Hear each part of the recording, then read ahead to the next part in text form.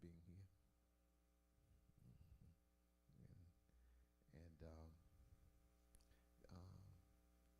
If we're on our platform tonight, I want to welcome those of you who are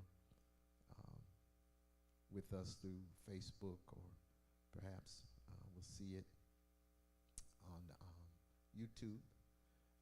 Don't forget to share, and even in this room, share and tag someone so they can be a part of this study. God gave us a great day Sunday, and it led me to start doing some thinking and some movements, but I've already been in that vein. Thank God for you, Danielle. I've been counting your days. I don't count her days, man. Like she been expecting a child since last June. I know I'm a little off, but amen. So it's good to be in here. So tonight I want to do a few things because I really want to get at your heart a little bit. I don't want to excite you. I want to inspire you, and then maybe even reset some of you, because the way God has been resetting me, and really I think it's so important. I'm going to be very careful not to be the least bit negative, because I think negativity, I think whatever happens in our lives, ostensibly God doesn't mean it for our bad, but it's for our good. And so even if we fail on the path, God knows so much about us that while we off path, he's producing stuff for our future. So even your bad days aren't negative days. They're like Israel. Lord, I wouldn't have took me this way, but my plan for you is this way. I would much rather coming out of Egypt if you'd have took us over straight into promise. Because if you've been through a lot of Egypt, you think you're ready for promise. Amen. But how many know we ain't ready for everything we think we're ready for? Yes, I want God to bless me right now, but I may not be able to sustain the blessing that I want right now. In fact, a good sign that you may not be ready if you're not holding it yet. Okay, y'all missed it, but because once you get in position for it, you take every obstacle out of the way from you receiving it. So perhaps God's still preparing some stuff in us before he give us. And so I really want to encourage you to, if you're going to join me tonight in resetting with God, because if we're not in a place where God commanded us, it's not it's nobody's fault, but it's everybody's responsibility. Would y'all agree with that? Yeah. And so what we have to do, you remember I was preaching Sunday and I was talking about these dry bones in the valley and how they were very dry. And the prophet Ezekiel looked at the bones and he saw the condition they were in. And God said to him, he's describing it. These are dry, lifeless bones scattered, in many bones scattered, and he's describing it. But now, when God says it, he says, okay, you spend a lot of time describing them, but their condition, but you ain't said nothing about their future. Can they live?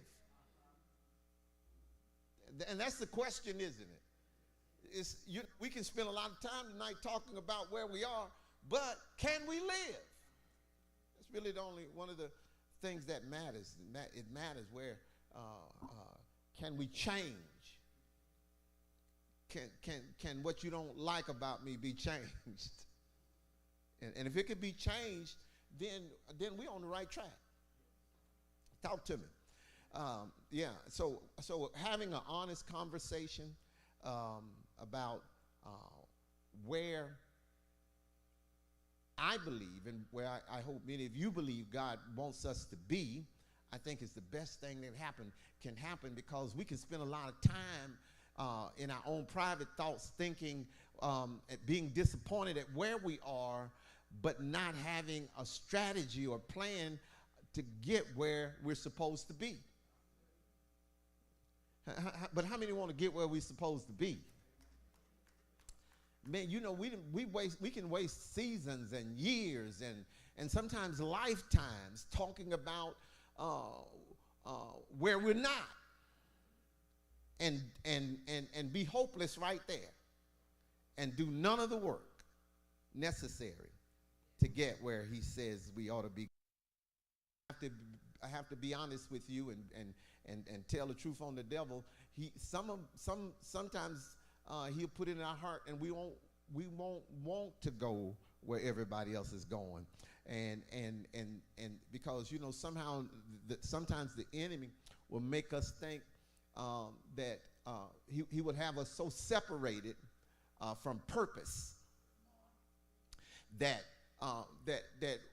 we think I'm not going to get on this ship because it's not going nowhere.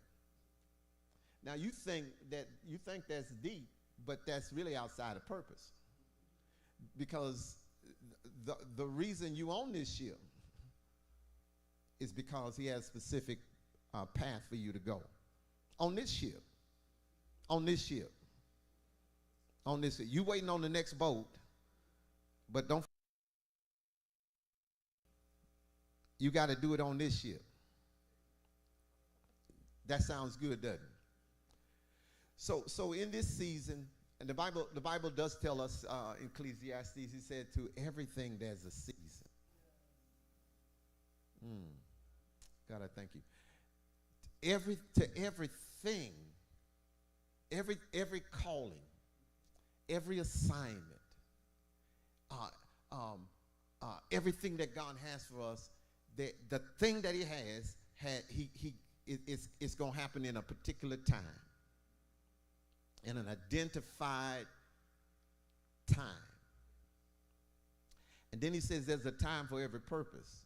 So you know, you can be in a period for it to happen, but you still may be waiting for the time it happens. But it's going to happen. Every one of our purposes, and y'all know y'all got called with purpose, right? I'm just rattling right now, but don't worry, I'm gonna get there. You in here with purpose. You may not, you know, you may still be bouncing a little bit because you're really not sure your purpose. I don't know, you know, I just come to church. They told me to usher, and I'm just, you know, leading people up there, Ellis, and I don't know why they have me. Folk can sit, you know. I don't. But there's a time when your purpose is going to be revealed. I'm doing assignment now, but purpose will, you know, be exposed to me later. Thank God for that. So we've been asking God for some particular things since January, February, and it can be real frustrating when you don't have it in July. But there's a time. And you know when you're not at the time? Okay, somebody already said it. Y'all remember? If you ain't got it, it ain't time. Because see, it would be crazy not to have it and not position yourself for it. So we ain't even talking about, well, I don't have God. I don't have this. But I'm just gonna do nothing. If I don't have it, and God has promised it, I'm gonna be going in the face of God all day long. Every time I'm gonna worry him. Every time he see me, I'm gonna be talking about the same thing. Lord, you said. Lord God, help me know it's time. Yeah. And so tonight and for the next couple of weeks, we're going to talk about resetting some things, and we're going to be so never interpret your lack of progress as a reason to quit. Don't let nobody cause you to quit, even if you want to quit. You see, because your desire are sometimes in opposition to his will. Y'all stay with me. Because sometimes I wonder how it is that you can spend a lifetime believing that God brought you to a ministry, but you not doing anything to progress the ministry. I mean, and then I wouldn't sit in a ministry that I don't believe God called me to. No, that's because I'm going to be more trouble to them than a blessing to him. I'm just taking my time. So you need to reset. You need to actively ask God, Lord, what would thou have me do? Because the answer is for nobody is nothing. If we had this many people pushing us to where we supposed to go, we wouldn't still have assignments for this building.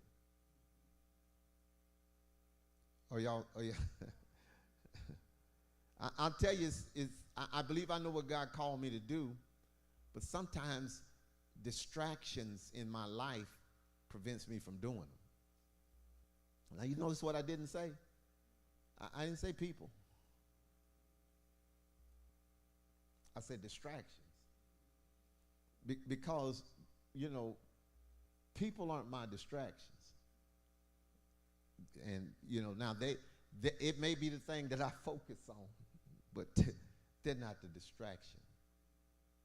And as long as you think that you're distracted by somebody, you'll miss the assignment of things. If people can't distract you, and something on the inside of you has to be the thing that push you.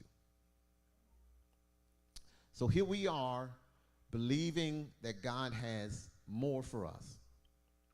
That means everybody won't stay with us. Everybody won't work with us. Everybody won't go with us. But never forget, you have to decide that, God, I'm going to do what you call me to do. You got to decide that. In the midst of trouble. We're not able to take anybody places they're not willing to go. I think I'm a fairly good leader sometimes. But I can't lead nobody who don't want to go. If you made up your mind, you know what? They can do what they want to do. He can say, Timbuktu. He can say, let's pray. But I'm going to decide here today whether praying is a good idea for me. I can't lead you places if you don't want to go. We all have to refocus, reset. reignite, recommit, reunite with humility and love, and God will get us where we need to go. Now, sometimes that means we have to push each other. Have you ever had, you ever had one of them saints that just get on your nerve? Because, man, they always look like they always saying, come on, you can do this. They pushing you. They putting you in uncomfortable places. Thank God for them. You need to thank God for them. You've been rebuking them. You need to thank God for them. So I thank God for what He's called for me. But let me go on with this.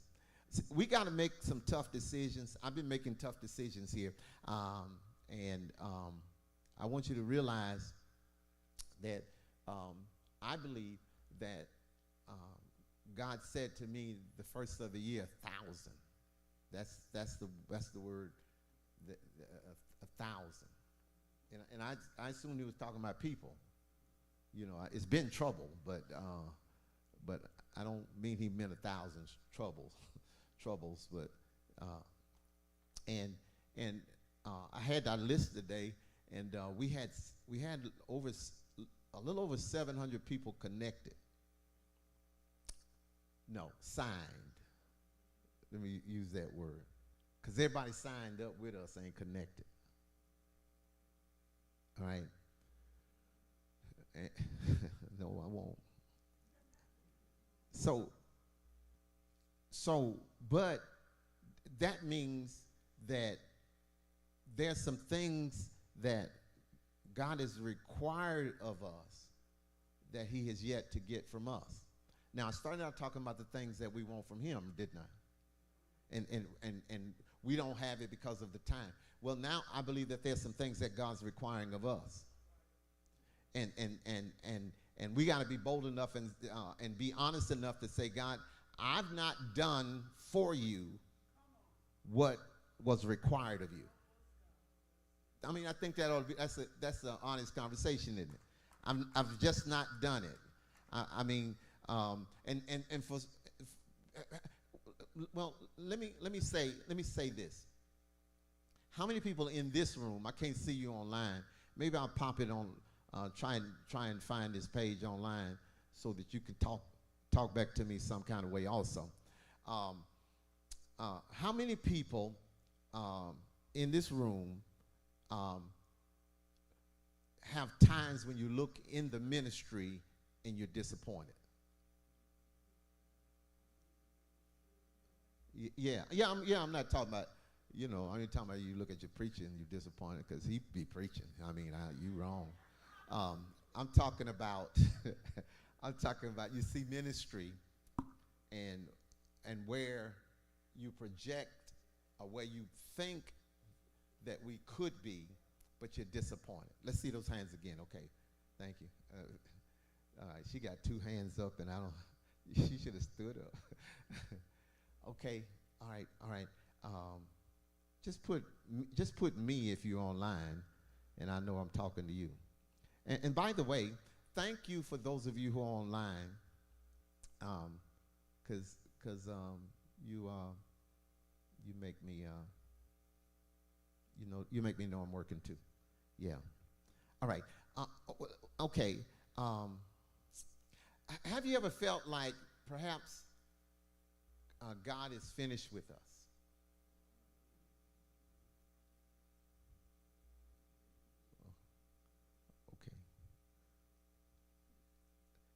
Well, I can hear. I see men as trees. Y'all know I don't have my glasses on, right?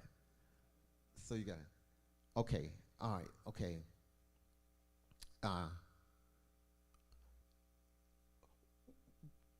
Well, that goes to lead me to ask the question: if you're disappointed, honestly, if you're disappointed, but God's not finished,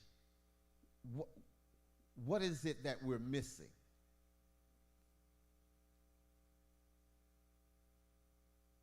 This is a discussion.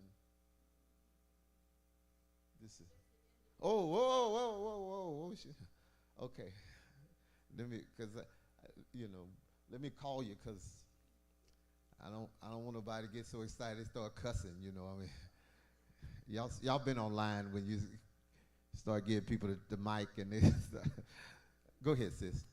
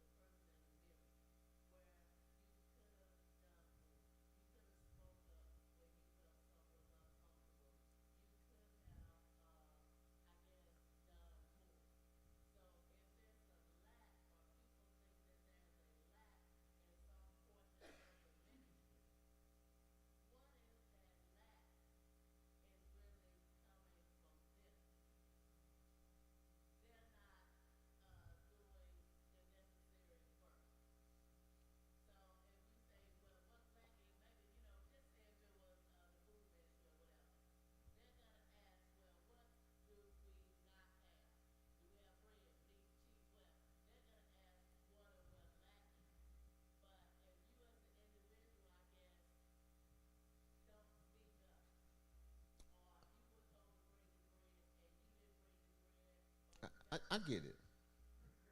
I get it. And that was so deep. That was heavy, and I appreciate it. Because what I'm hearing you say um, is you internalize those conditions, and what can I do to bring change? I think that's uh, you done already preached. The epilogue is not necessary. Anybody else? Pat Bishop.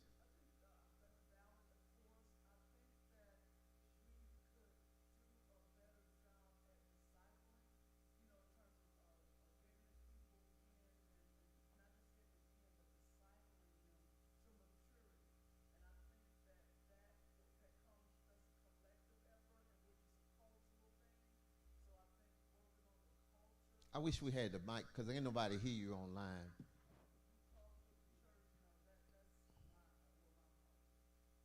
Hey Larry, can you give her that mic? I heard what you said, but she spoke about she spoke about internalizing those issues and finding out where your difference can be seen. And Bishop Farr, would you just go ahead and return your comment? I think that we could do a better job at discipling. I believe that there needs to be a shift in culture. It's kind of like my four and no more, discipling people to spiritual maturity whereby they can, stand and all of that, what that encompasses. But again, it will take us collectively, and I think that there's a cultural shift that needs to happen. So your disappointment is that people don't get to maturity? I think they get lost in the sauce, so to speak. We have to walk this walk, with somebody and teach people the ways of God and all of that. And people have good intentions, but we have people coming from all different experiences. And I think that discipleship is lacking here in a way that we could do better in terms of retaining and maturing people to service in the kingdom. Okay. Anybody else? You got to go all the way back. Huh? I can't hear you. Oh, go all the way back. It's Jocelyn, so you got to go all the way back.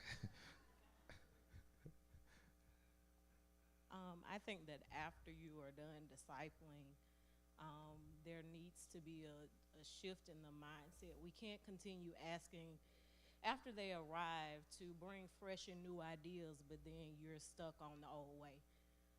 Part of it is people kind of leave or are reluctant to share new ideas because we don't become accepting of them. Explain what that means. You say evolve. True. Part of it is, the old way of doing church is fine. There's nothing wrong with that, but be accepting of new ideas given the time. Give me an example of a new idea, because I think I think I'm trying to hear you, but it's kind of nebulous. Give me one of those ideas. Frequently we talk about an outreach, coming or bringing new ideas to the table. A lot of times we No, go out and... specifically. Well, that is specific for me, for outreach. I want to know, when you say new ideas, like instead of going to the house, let's catch them on the job. That's a specific. No, I'm talking. Think about it. Yeah. No, so is that kind of the idea you're talking about? Somewhat. But I don't want to offend anyone, but sometimes the older saints can be a little bit rough, if you want to be honest. And you bring a new idea and you say, hey, dude, I'm just saying, hey, we're going to be honest in here. You say, I want you to do this particular task. Say the task. No, I ain't got no specific task today. But if you give me a specific task to do, and I do it the way that I know best to do it, and then you come back and say, no, absolutely not, I think that's what we have to become accepting of those new ideas or a different way of doing things. Okay. I think I'm a little clearer. And I get the idea of new ideas, but the reason I'm trying to get some clarity, because some new ideas aren't new. And that's what I was kind of.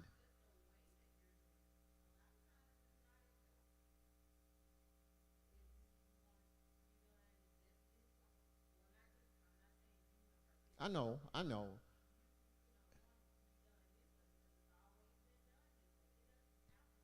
Well, that's always, and I appreciate this dialogue, because that's always one of the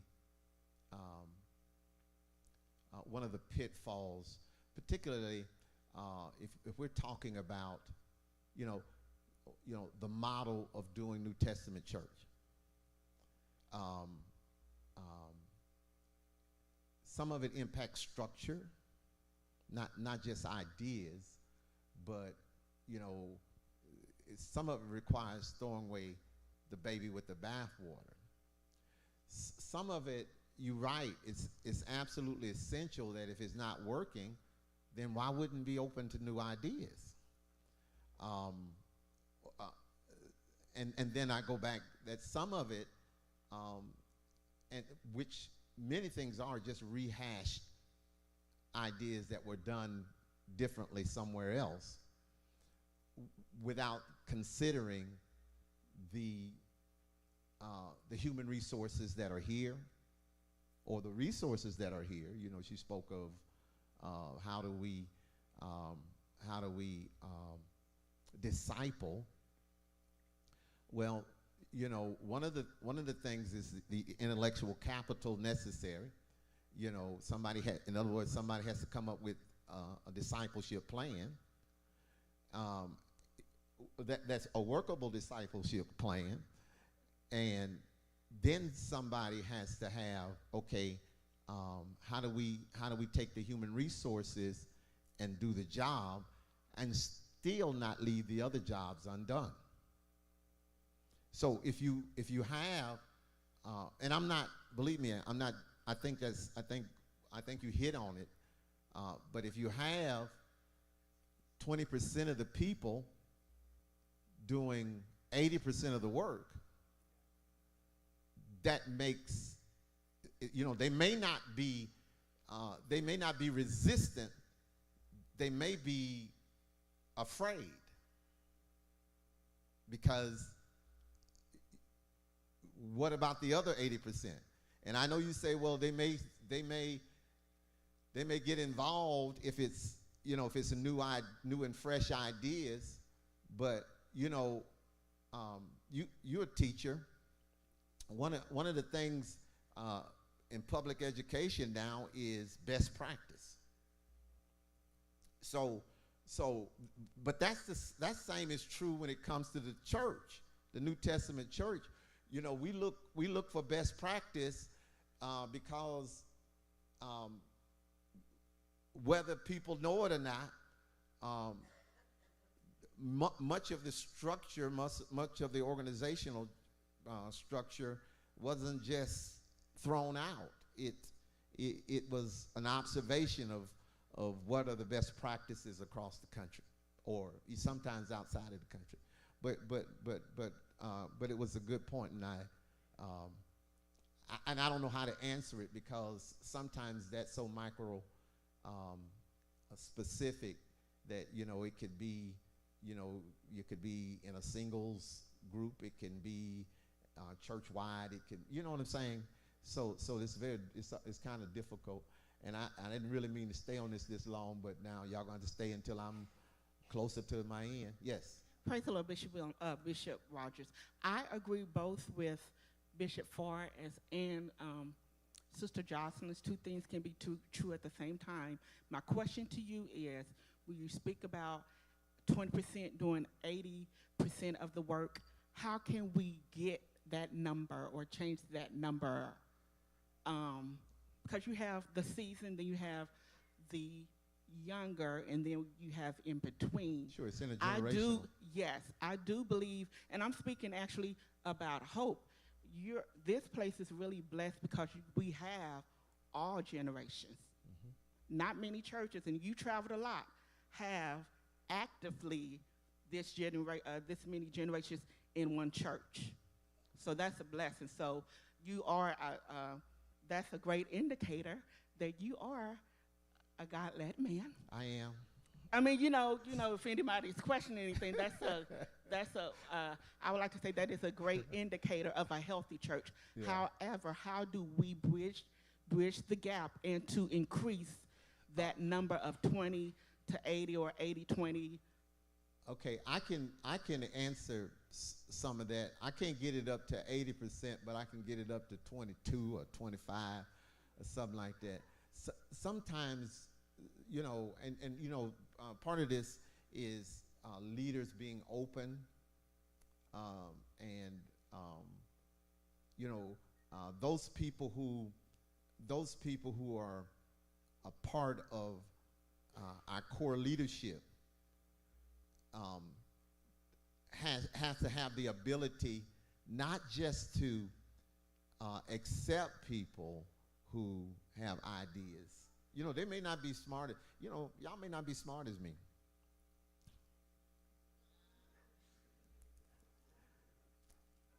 But, see, I wanted to find out whether y'all going to start laughing or get mad.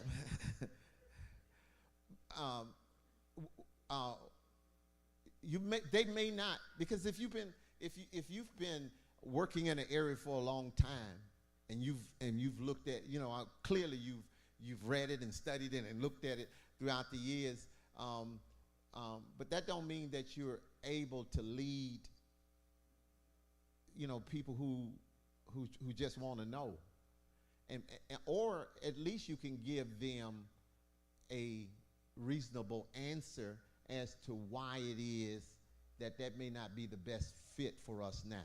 Now, if you hear that, you may be still a little angry, but at least you know that it was thought out. But we have to allow people who are bored, you know,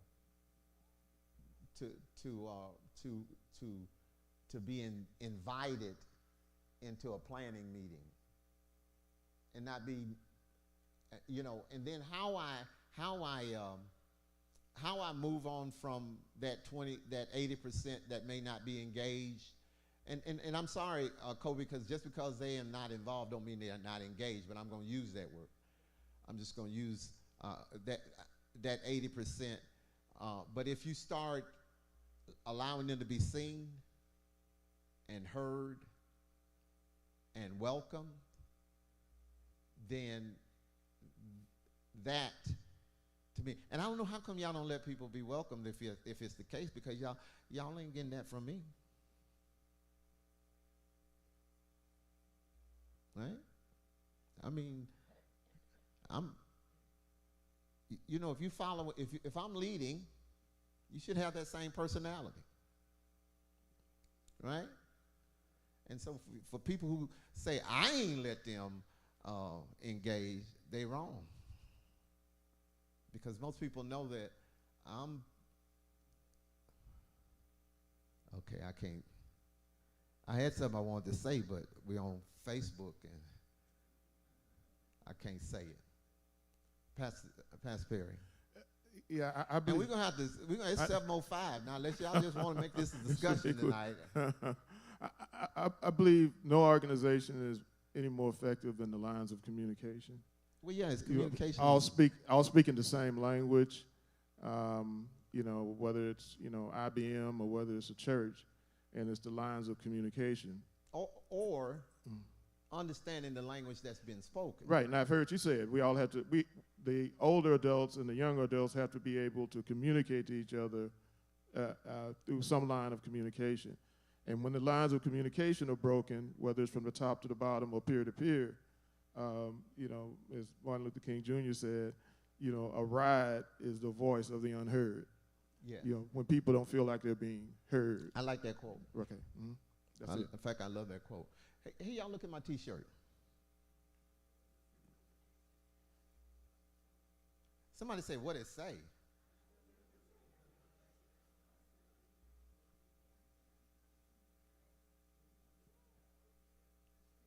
Put your hand down, Lady Perry. You can make me look like I'm...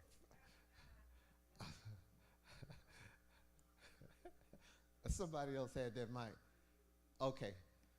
So it is important to evolve. First, look at my T-shirt. I can't see it either.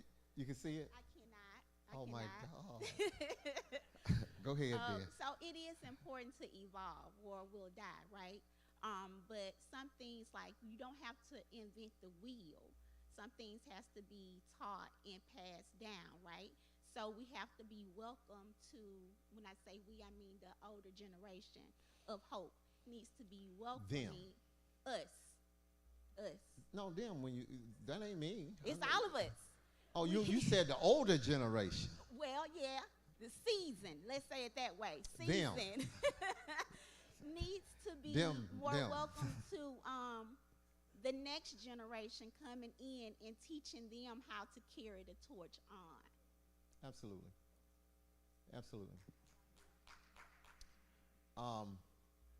Okay, I'll be in that older generation, lady, if you insist on me being. I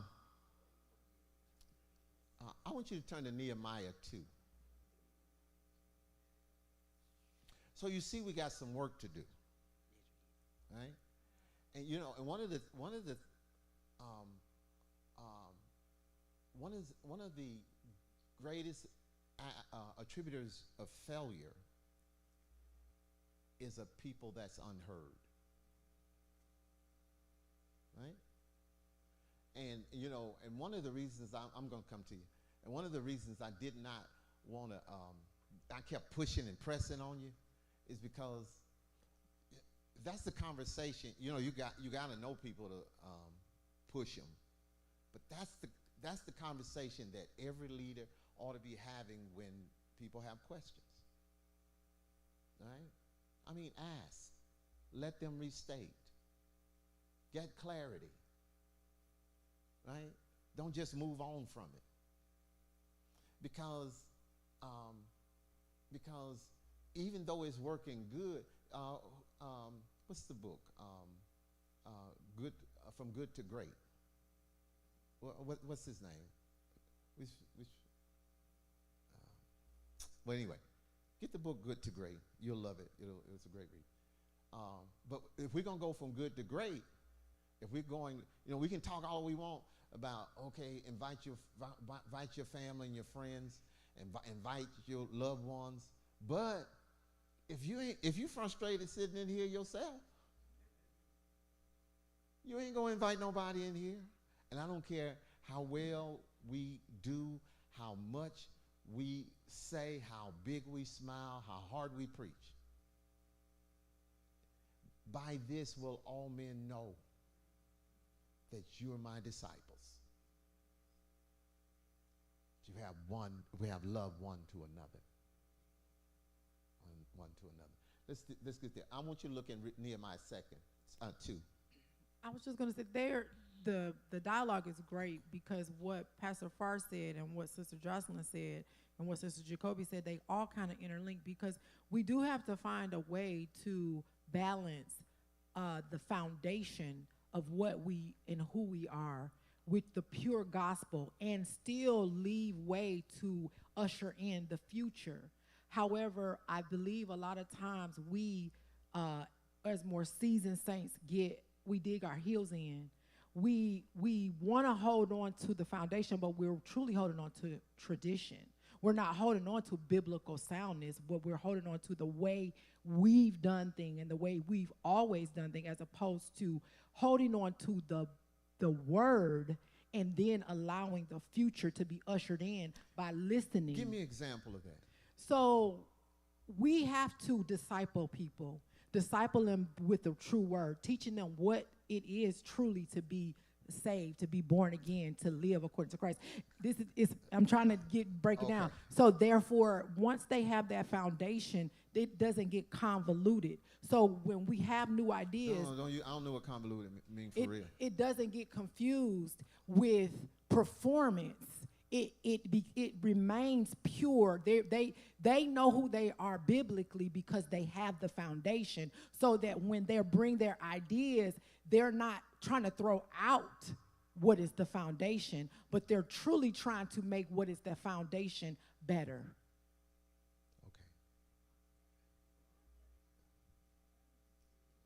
Okay. Y'all clear about that? Okay. I think that's Elder McNair.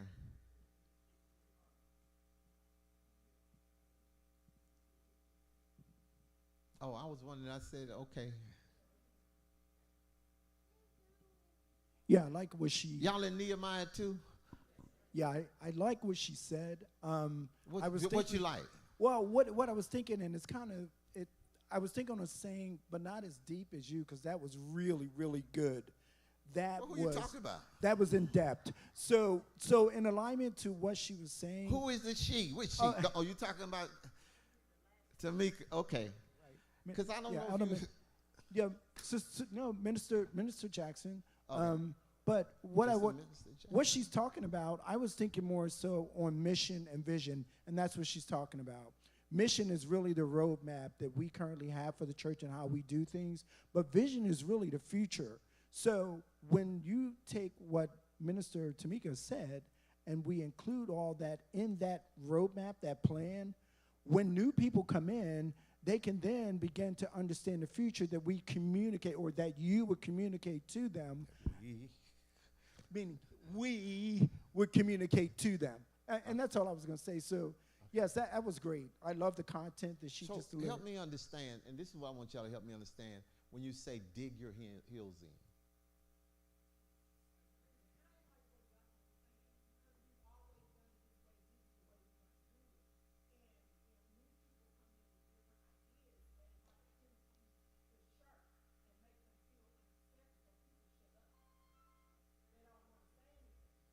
Okay. Okay. I got it now. Thank you for that. All right. Because I want the leaders to hear that.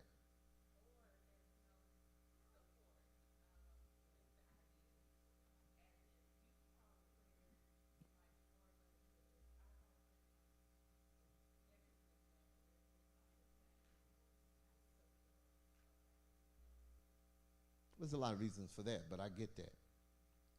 All right. Larry. That's all right. No, I'm not calling you. I'm trying to get them to get a mic up here. Although they didn't give a mic to you. Look, he got his grandbabies following him. Hello, everyone. I'm a newbie. You ain't new, but you new here. Yes, sir. Go ahead, sir.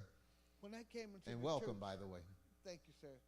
See, by everybody being on the inside, they can't see what's on the outside. But the person who comes in can see what's going on in the inside. Make sense? Mm-hmm. I got you. So when I came in, I was looking for things that I could point to. Say, oh, that's not right. But when I got here, it was nothing. It was peace. It was love. It was good teaching. And when I left, God told me, I'm home. Say that last part again. No, go ahead. You know, because everybody's saying that, hey, we got to do this and we got to do that. And when new peoples come in, they see what's going on, even though when the congregation can't see it because they're new. Yeah. So great. I thank you for that, because what I think I'm hearing you say is that things that we have that we may see being engrafted in here. Yes, sir. May be frustrating to us, but we have time, because when you walking in here, they ain't seen it yet. No. Well, that's good. Thank you. They ain't seen it yet. Y'all got time to be helped. They ain't even seen it. All right. Thank you, sir. But that don't mean we shouldn't do nothing about it, though, huh? Because you're going to come in next month telling us, y'all, I'm just so disappointed. All right? All right. Did I give y'all Nehemiah? It's 16 after. Y'all want me to read it? Okay. All right. Because I ain't had no Bible class. Y'all did. All right. Bishop Thompson, you have this. You got your. Can you bring that mic up here, Larry?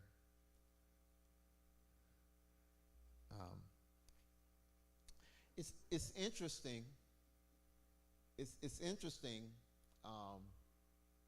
because much of what I heard tonight was like in direct line to what I felt, and I'm pushing y'all because I want you to be.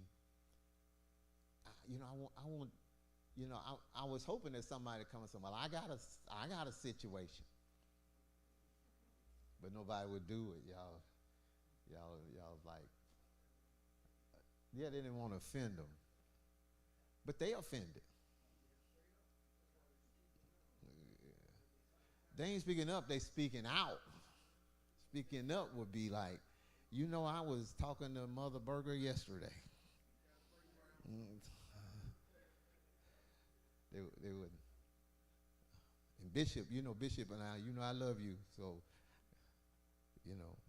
don't take this personal. That's what I want to hear. I'm going to take it personal. But I'm not going to be angry over it. Read. Listen to this story that Nehemiah. Now you know that Nehemiah he's the cupbearer for Artaxerxes, and so he gets this message about those who are in the diaspora, those who that they left in this deportation. How they doing? And he's told when he asks about those who are left in Jerusalem, they say it ain't going so good. It ain't like you thought. They're probably in the worst shape that you would imagine. You see. You like this T-shirt? I've been trying to get people to say something about it. You just saw it? Oh. Okay. All right. So he goes to Artaxerxes and he says, "Hey, listen." Well, the scripture actually says that Artaxerxes ain't never seen him sad before. And so he says, "What's wrong with you?" He said, "Well, listen, I don't want to be no trouble, but, I got some brothers down in Jerusalem, and they're having difficult time. What can I do? What can I do to help you?" He said, "Well, if you would just give me a letter and release me to go and Just rebuild the wall and repair the breach. I'll come back. And so here is Nehemiah in did I tell you the verse yet? 17 and 18 is where I want you to read. Listen to this.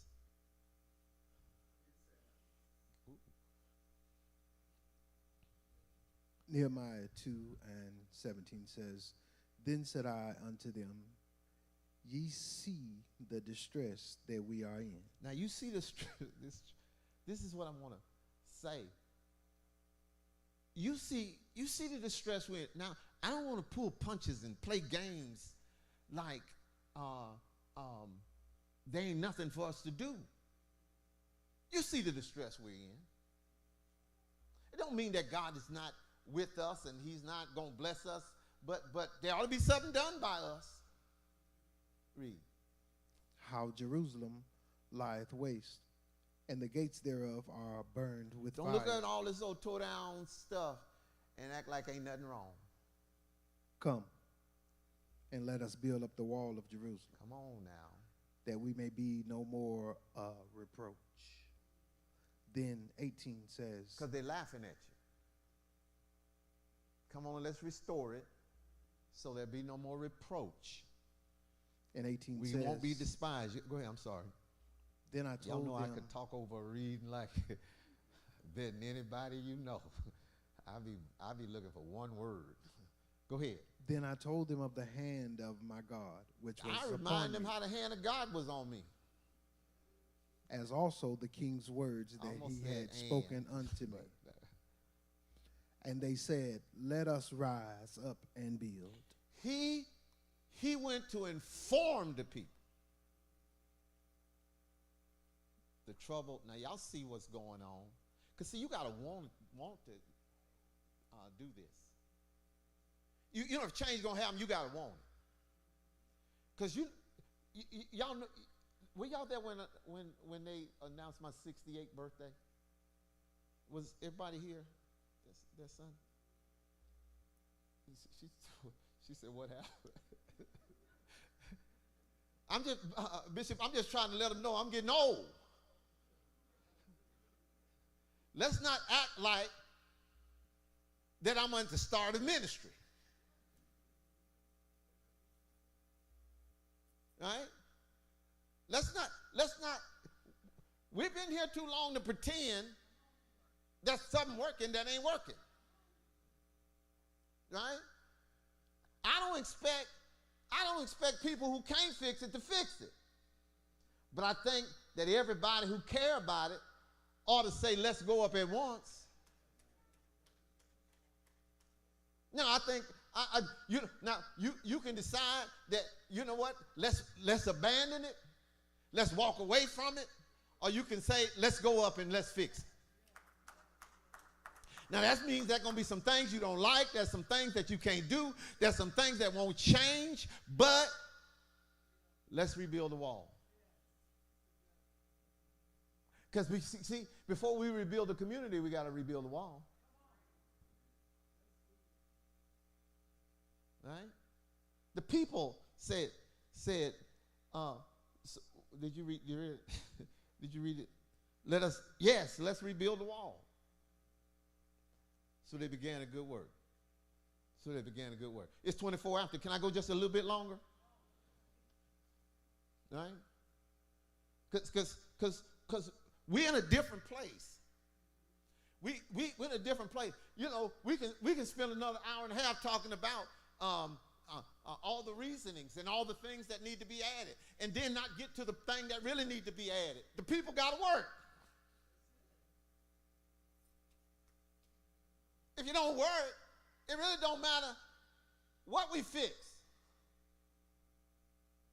because the wall will still be breached. The people will still despise us because we ain't working. All right? Now, I hope that didn't set in the wrong place in your gut. But if there's no rebuilding, then all we're doing is watching the house burned. Y'all talk back to me. So it was a call to action. He said, I saw the ruins. And for our church, it's not that the church is dead, but I believe it's ready to die. And when I say ready to die, I don't mean, y'all know, right? But when time you see attendance shrink, folk coming in after, after hours, I could be up by midway my sermon and people start coming in the door. I said, I better hurry up and preach or they're not going to sit. Listen, I got absolute leaders ain't heard me teach nothing this year. Leading in my house. Ooh, Di, I sure hate you putting this on. But it's my fault, ain't it? yeah. Ain't heard me teach. I hadn't been to one prayer session. And then frustrated. They're frustrated I ain't doing right. Doing all I can to live holy. Trying not to be high-minded but humble. But then mad. So mad they won't come to the house of God. How you going to build a wall? Oh, God. Oh, God. And I know you say, well, why don't you get rid of them? How am I going to get rid of them? What y'all talking about? How that going to help them? Right? How that going to help them?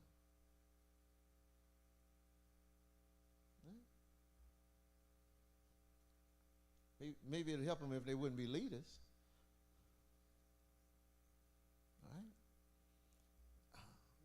Right? Look in chapter 4, Bishop, the 4th chapter, the same book. Because you ain't going to like this. We got 2 weeks of doing this, right? We're going to do this again next week. If I'm here,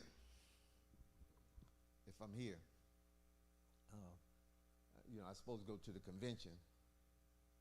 So, but I'm scheduled to teach, right? She don't know. Oh my God. I'm scheduled to teach next week. So whoever thank your name on it next week, I'm scheduled. Listen.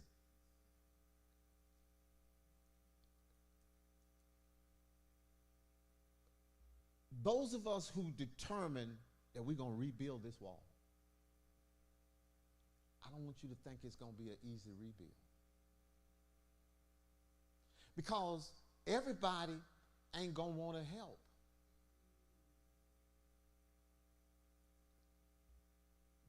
Some of y'all are looking at me right now just as resistant. He build it, I'll be standing in it. I know that. But we still going to rebuild. Everybody can't go anyway. Everybody won't come anyway. But we can't change our mind about going simply because somebody has decided to sit on the wheel. You sit on the wheel, we'll roll it. But move your foot before you get under it. Because we're going to run straight over. Bishop read in 4th chapter. Because see, when they start building it, this is what happened. But it came to pass that when Sanballat heard that they built the wall, he was wroth. Sanballat, you'll notice at the end of chapter 2, Sanballat and Tobias, they, when they heard they were going to build a wall, they got mad. And then it says when they heard they built it, because, people do a lot of things to keep you from getting where you're trying to go. But when they find out you go anyhow, they got wroth. They used the word wroth, didn't it? That means I will knock your brains out. That's what wroth means. Read. He was wroth and took great indignation and mocked the Jews. And he spake. What, you going to go to the hospital? Don't tell us. Tell us so all us get called. Oh, I'm telling you, she ain't got but a few days. Go ahead. And he spake before his brethren and the army of the Samaria and said, what do these feeble Jews? Ooh, you see how they talking about us? Will they fortify themselves? Will they sacrifice? Will they make an end in the day? So even when they built it, Sanballat was saying what they're going to do with it. You're going to still have some critics. Everybody ain't going to be clapping. There's going to be some of your friends ain't going to be clapping. They sitting with you and not even agreeing where God wants to take us. But you just let them be stubborn and you keep building. If we're going to be one church, if it's going to be us, you know what? Everybody in here, you know what, ain't perfect, and I know I try to act like I am, but I'm not. Ain't nobody in here perfect.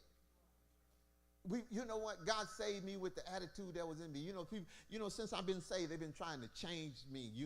They've been saying, you know what? You need to be more serious. And Mother, am I right? Mother don't change me, so that's why I can. You too silly. Yes.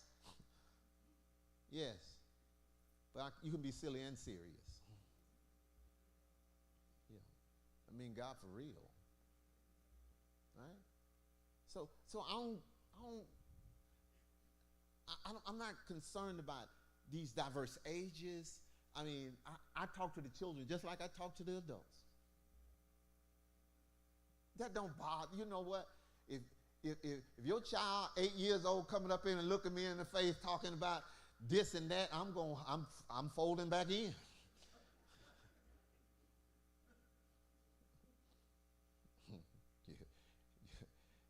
Started talking like my mama. Stay in a child's place. I'm gonna treat you right. But you know what? We're different. We're different. Some people came over here 30 years ago and they ain't got their spirit attitude right yet. But they in here. You think God let them in here and He don't have a plan for us to build the wall while they're here? Don't let them be. Don't use them as an excuse why we can't build. Don't use them as an excuse why we can't go forward. How come we can't go forward? Don't run them out. Pull them in. Because you know what? You don't necessarily need everything you think you need to start a fire. A couple twigs, you get the fire started. And you put the twigs in there. If you notice, once fire gets started, the twigs burn up. And when you see folk burn up, thank God they were in there because they got the fire started. Y'all ain't saying nothing. I hated that you couldn't stay, but you wasn't made out of the right stuff. Because we trying to build a wall. Can you go ahead and read? Because I ain't never been in Bible class this long. Will they revive the stones out of the heaps of the rubbish which are burned? Now I need probably 4 verses. Now I'm at verse 3 now. Yeah, go ahead, the next one. Now Tobiah and the Ammonite was by him, and he said, even that which they build, if a fox go up, he shall even break down their stone wall. See, they're going to mock us now. But we have to come together because they're going to mock us. Even the stuff, he said, did you hear what he said? Even the stuff they build, if a fox get on top of it, it's going to bring it down. Right? Let me encourage you, because I'm out of time, and we're gonna pick up next week. But I'm picking up with Jonah. I'm not gonna read. No. I got one more. St. John, chapter 15. Y'all write this down, and because I don't have time to do it. It's 7:35. You know, if you don't have lunch, your food, and you it's too late, go, get with Deacon Chambers.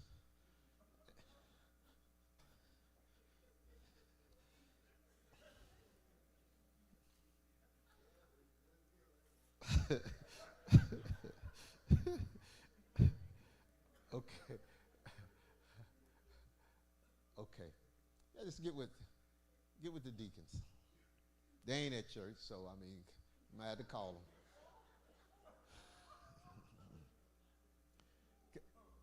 Read. John 15 says, I want you to hear what John 15 said. I am the true vine. Because the devil makes it his plan to pull you off the branch. And my Father is the husbandman. Every branch in me that beareth not fruit, he taketh away. Our job in here is to bear fruit. Now, you can talk all you want, but if you ain't bearing nothing, God ain't pleased. Read. And every branch that beareth fruit, he purgeth it. Even with you bearing fruit, he cutting on you. Because he see the fruit you ought to have. Y'all ain't saying nothing. Okay. See, I know you saying, oh, you know what, I'm at prayer meeting, I'm witnessing, I'm giving. Those of you who are giving, thank God for you. I'm doing everything that I'm supposed to do. But God says, okay, ooh, what a blessing, what a beautiful thing. And then he cuts you.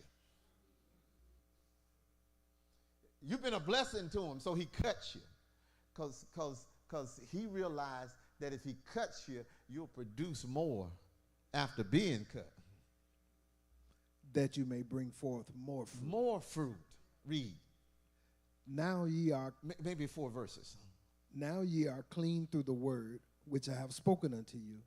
Verse 4 says, abide in me, and I in you. Abide in me. And I in Sometimes you got, you know what? Sometimes you just got to abide. You got to remain in him. You got to remain, because you know what? I've been in church. I've been church saved most of that time since 1979. Since 1979. And I can't tell you how many times the Spirit came on me in a congregation that told me to get up and get away from these do-nothing people. Oh, y'all looking at me like it ain't never happened to you, but I ain't the only one in here. I ain't the only one in here.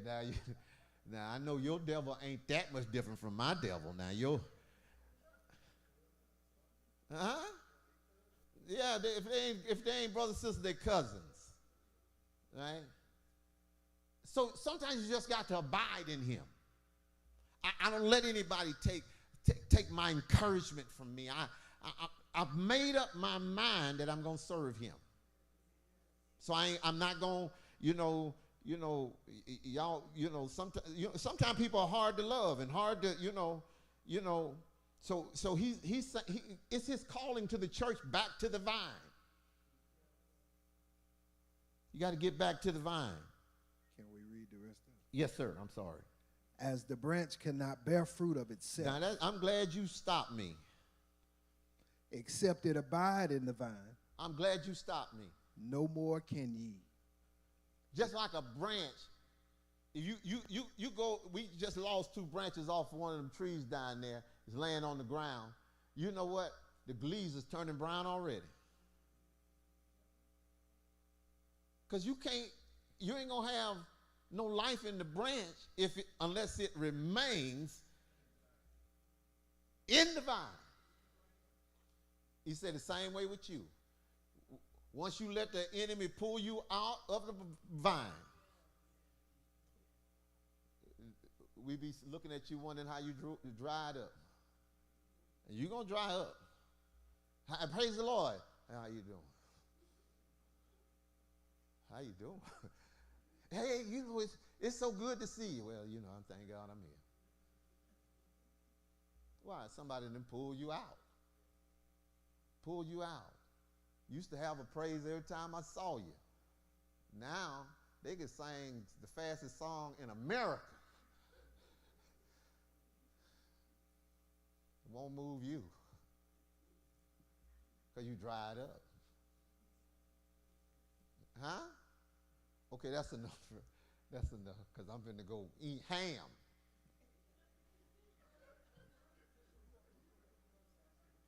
Okay. Net, you got these cards? Larry, thank you. Go ahead, Bishop Farr. Make your announcement so I can do this. And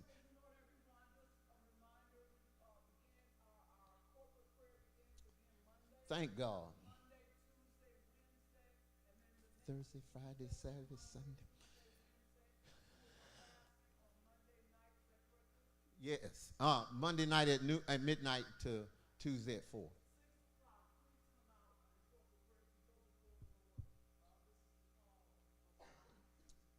These next 2 weeks.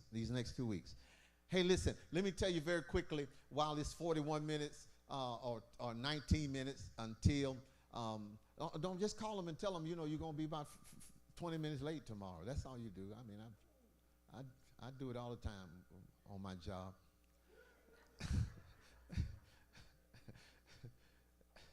Listen, nobody said, if he said, well, you know, okay.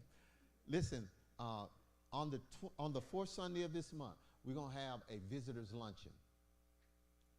We're gonna serve lunch to all of our visiting guests, and if you bring a visitor, we want to serve you too. And so I have cards with me tonight that you can make invitation to your guests to come and be a part of our incentive. See, you say, my goal, Dad, turn this off. Thank you. You already did? Okay. Regardless of what anybody say, I believe that every seat in this house